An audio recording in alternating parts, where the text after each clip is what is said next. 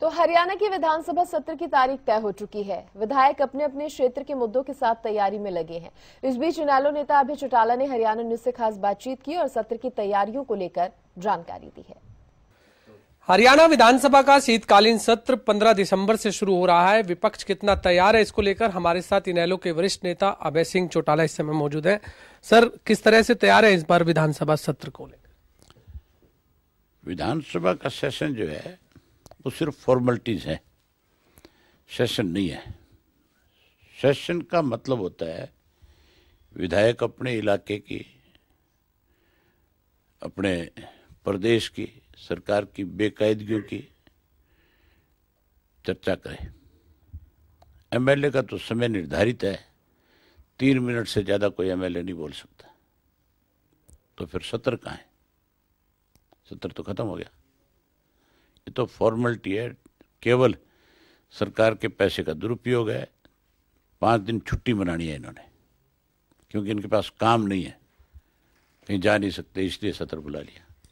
15 दिसंबर से सर शुरू हुआ, लेकिन अभी बीएसई तय करेगा, बिजनेस एडवाइजरी कमेटी तय करेगी कितने दिन का होना है, लेकिन 15, 18, 19 मानी जा रही थे। आपको लगता है बढ़ना चाहिए या किस तरह से?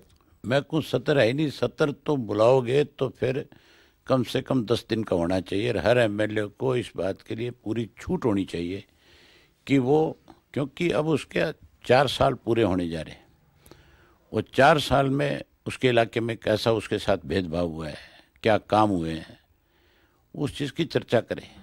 वहाँ क्या क्या कमियां हैं उनके बारे में चर्चा करें। अगर मान लो मैं मेरे विधानसभा क्षेत्र के किसी एक गांव के स्कूल की चर्चा शुरू करूं तो मेरी ख्याल उस स्कूल पे ही मेरे 3 मिनट का समय खत्म हो जाएगा, एक स्कूल पे। तो मेरे जो बाकी गांव हैं, शहर है, बाकी वो अलग डिपार्टमेंट है, पब्लिक हेल्थ डिपार्टमेंट है, एग्रीकल्चर जो इम्पोर्टेंट है, एग्रीकल्चर है, उसके अलावा हेल्थ का मामला है, लॉ एंड ऑर्डर का मामला है, एजुकेशन है, ये जो सारी चीज़ें हैं मैं उन पे कब चर्चा करूंगा, मुझे कब समय मिलेगा? तो किन मुद्दों को इस बार आप विधानसभा में रखने वाले हैं? मैं अपनी तरफ से 12-14 कॉलिंग अटेंशन दूंगा जो जरूरी है, महत्वपूर्ण है। जो उसमें जो जहरीली शराब का मामला है, लड़कियों की यौन शोषण का मामला है, शौचालय का मामला है, खास करके बेरोजगारी का जो मुद्दा है, जो 75% वाली बात कर रहे थे, जिनकी धज्जियां उड़ा दी कोर्ट ने, वो एक इशू है। इसके अलावा हेल्थ का इशू है, पेंशन का इशू है, उसके अलावा आपका शराब घोटाला है, धान घोटाला है, बहुत सारी चीज़ें हैं जिन पर चर्चा होनी चाहिए। उसके लिए मैं अपनी तरफ से कॉलिंग दूंगा। सर, अभी किसान आंदोलन चला 3 दिन, हमने देखा धरने पर बैठे रहे पंचकुला में किसान। उस दौरान आपका एक बयान भी आया था कि अगर मुझे इस बार भी विधायक की पद से जो इस्तीफा देना पड़े तो मैं दे दूंगा।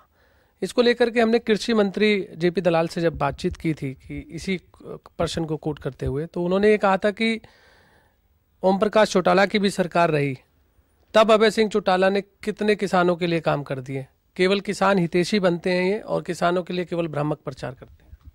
उससे ये पूछो, जो किसान को बिजली का ट्यूबवेल का बिल आता है, वो किसके राज में एक मुश्त बिल का फैसला हुआ था?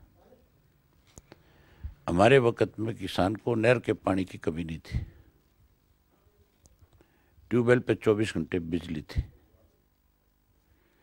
उसको कहो अपने औकात में रह करके बात कर, औकात से बाहर नहीं जाना चाहिए आदमी को। उसको इस बात का ज्ञान ही नहीं है कि वो किसके राज की किसके साथ तुलना कर रहे। चौधरी देवीलाल और चौधरी ओम प्रकाश चौटाला जो थे, अगर इस देश में सबसे बड़ा किसान का कोई हितैषी रहा है और किसान के लिए किसी ने कुछ किया है तो चौधरी देवीलाल ने किया। मेरी ख्याल उसके घर में भी चौधरी देवीलाल की दी हुई पेंशन जारी होगी, उससे पूछ लेना ये बात है। बिल्कुल। कृषि मंत्री ने एक और किसानों के धरने को लेकर के एक बयान दिया है जो सोशल मीडिया पर काफी वायरल हो रहा है कि जो किसान धरने पर बैठे हैं उनके बारे में काफी कड़ी टिप्पणी की है। एक और बता देता हूँ, इस कृषि मंत्री को आदत है बेहुदा बोलने की, और मैं इसकी जब पोल खोलूंगा ना तो फिर मुंह दिखाने लायक नहीं बचेगा। उससे पूछ ले कि तने तेरी असलियत लोगों के सामने लानी है क्या? मेरी छोटी मोटी रिश्तेदारी पड़ती है इससे, मैं इसलिए इसकी लिहाज करता हूँ। लेकिन अगर ये अपने पैर ज़्यादा पसारने की कोशिश करेगा तो मैं फिर जो हकीकत में जो राय है वो सारी बता दूंगा इसकी। सर वो टिप्पणी कैसे देखते हैं आप जो की है इन्होंने किसानों के धरने? बेहुदा है। जिस आदमी को अपने समाज के बारे में, ये अपने आप को किसान मानता है कि नहीं मानता है? बिल्कुल मानता है, कृषि मंत्री इसलिए हो सकता है तो मंत्री। किसान मानता है तो फिर किसानों पे इस तरह की टिप्पणी होनी चाहिए। इन्होंने पहले भी ये कहा था कि किसान आंदोलन जो है वो सिर्फ उन लोगों का आंदोलन है जो आंदोलन जीवी है। फिर प्रधानमंत्री ने माफी क्यों मांगी? इनको आदत है बेचारों को, ये जूते भी खाते हैं, प्याज भी खाते हैं, फिर माफी मांगते हैं। सर एक विकसित भारत संकल्प यात्रा कल बीजेपी निकाल रही है, हालांकि देश भर में चल रही है, कल हरियाणा में इसकी शुरुआत हो रही है। सरकारी पैसे का दुरुपयोग है।